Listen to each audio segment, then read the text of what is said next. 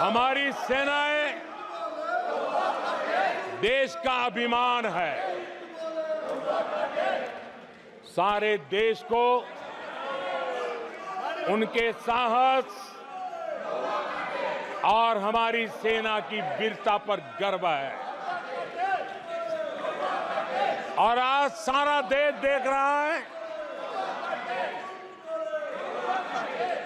हमारी सेनाएं, हमारा डिफेंस सेक्टर आजादी के बाद इतने सालों में जितना नहीं हुआ, इतने रिफॉर्म हो रहे हैं। हमारी सेना को आधुनिक बनाया जा रहा है। हर चुनौती को हमारी सेना मुंह तोड़ जवाब दे सके, इसलिए युद्ध के सामर्थ्य वाली सेना बनाने के लिए हम भरपूर प्रयास कर रहे हैं, रिफॉर्म कर रहे हैं, कदम उठा रहे हैं, देश की सुरक्षा का मकसद लेकर के। बीते कुछ सालों में बहुत सारी चीजें बदली है। सीडीएस का पद बनने के बाद इंटीग्रेशन और सशक्त हुआ है।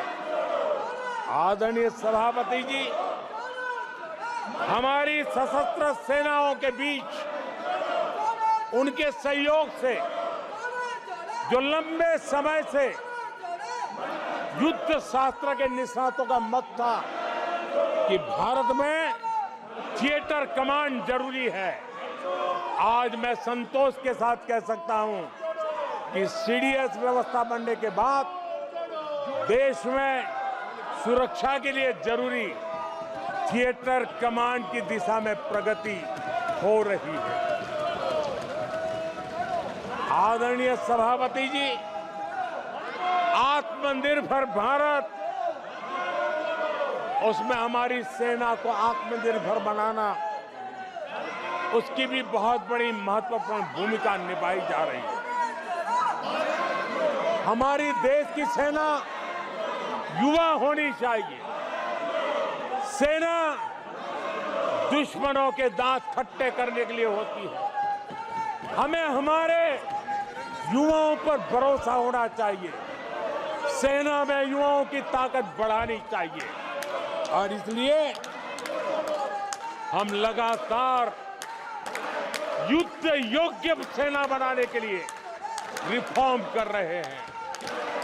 समय पर रिफॉर्म न करने के कारण हमारी सेना का बहुत नुकसान हुआ है, लेकिन ये सार्वजनिक बातें कहने योग्य नहीं होने के कारण मैं मेरे मुंह को ताला लगा करके बैठा हूं।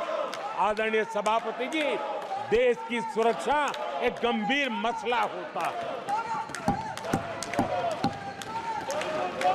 आदरणीय सभापति जी, ऐसे रिफॉर्म्स का उद्देश्य किसी भी परिस्थिति में, अब युद्ध के रूप बदल रहे हैं, संसाधन बदल रहे हैं, शस्त्र बदल रहे हैं, टेक्निक बदल रही है। ऐसे में हमें हमारी सेनाओं को उसी चुनौतियों के अनुरूप तैयार करना, ये बहुत बड़ी जिम्मेवारी होती है, जिसको निभाने के लिए गालियां खा करके भी, झूठे आरोप सह करके भी, मुंह पर ताला लगा करके हम काम कर रहे हैं।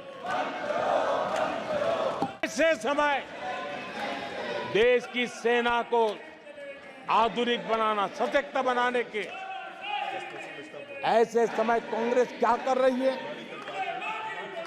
ये झूठ फैला रहे हैं।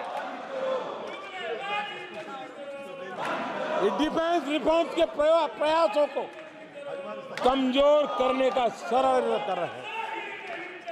आदरणीय सभापति जी, दरअसल कांग्रेस के लोग कभी भी भारतीय सेनाओं को ताकतवर होते नहीं देख सकते। आदरणीय सभापति जी, कौन नहीं जानता कि नेहरू जी के समय देश की सेनाएं कितनी कमजोर होती थी। हमारी सेनाओं में कांग्रेस ने जो लाखों करोड़ों के घोटाले किए, वही तरीका था जिस तरीके ने देश की सेना को कमजोर किया है। ये देश की सेनाओं को कमजोर किया। जल हो, थल हो, नभ हो, सेना की हर आवश्यकता में इन्होंने देश आजाद हुआ तब से भ्रष्टाचार की परंपरा बनाई। जीप घोटाला हो, पनडुब्बी घोटाला हो, बोफोर्स घोटाला हो, इन सारे घोटालों ने देश की सेना की ताकत को बढ़ने से रोका है।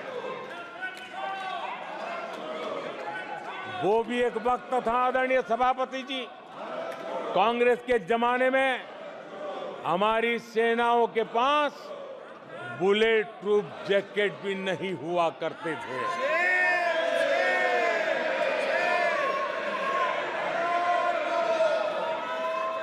सत्ता में रहते हुए देश की सेना को तो बर्बाद किया ही किया, उसको कमजोर किया ही किया, लेकिन ये कारनामे विपक्ष में जाने के बाद भी चलते रहे। विपक्ष में जाने के बाद भी सेना को कमजोर करने के लगातार प्रयास होते रहे। जब ये कांग्रेस सरकार में थे तो फाइटर जेट नहीं लिए, और जब हमने कोशिश की तो कांग्रेस हर तरह की साजिश पर उतर आई।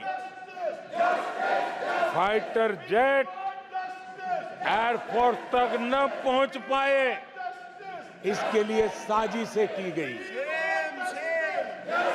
और आदरणीय सभापति जी, ये बालक बुद्धि देखिए कि राफेल के छोटे छोटे खिलौने बना करके उड़ाने में मजा लेते थे, देश की सेना का मजाक उड़ाते थे। अध्यक्ष जी, कांग्रेस ऐसे हर कदम का, हर रिफॉर्म का विरोध करती है जो भारत की सेना को मजबूती दे, भारत की सेना को मजबूत बनाए। माननीय प्रधानमंत्री जी के भाषण तक के लिए बढ़ाई जाती है और सभा की कार्रवाई, सारी कार्रवाई पूरे होने तक बढ़ाई जाती है। आदरणीय सभापति जी, समय देने के लिए और समय का विस्तार करने के लिए मैं आपका हृदय से आभार व्यक्त करता हूं।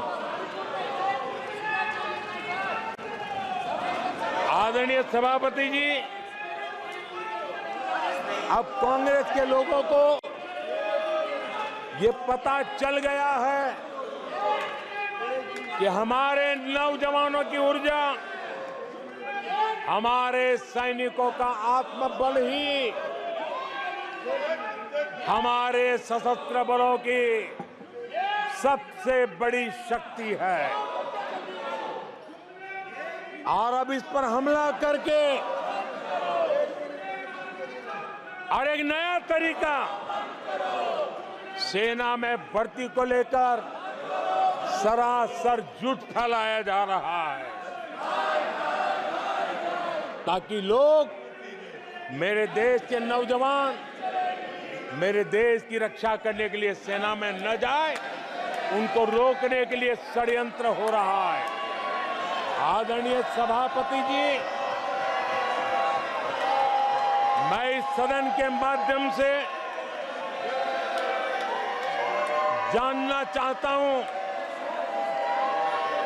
आखिर किसके लिए कांग्रेस हमारी सेनाओं को कमजोर करना चाहती है? किसके फायदे के लिए कांग्रेस वाले सेना के संबंध में इतना झूठ फैला रहे हैं? आदरणीय सभापति जी, वन रैंक वन पेंशन को लेकर के देश के शहीद जवानों को उनकी आंखों में धूल झोंकने का प्रयास किया गया। आदरणीय सभापति जी, हमारे देश में श्रीमती इंदिरा गांधी जी ने वन रैंक वन पेंशन की व्यवस्था को खत्म किया था। दशकों तक कांग्रेस ने इस वन रैंक वन पेंशन को लागू नहीं होने दिया और चुनाव जब आए तो 500 करोड़ रुपया दिखाकर निवृत्त सेना नायकों को मूर्ख बनाने की कोशिशें भी की गई,